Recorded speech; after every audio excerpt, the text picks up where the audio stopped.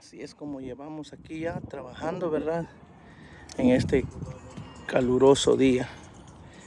Unos van poniendo papel, unos van poniendo el starter.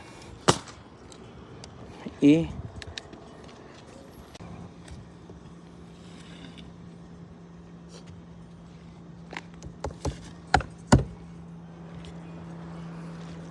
poco a poco. Así es. Todas estas líneas del papel es el que nos indica que vayamos en línea recta toda la instalación del techo.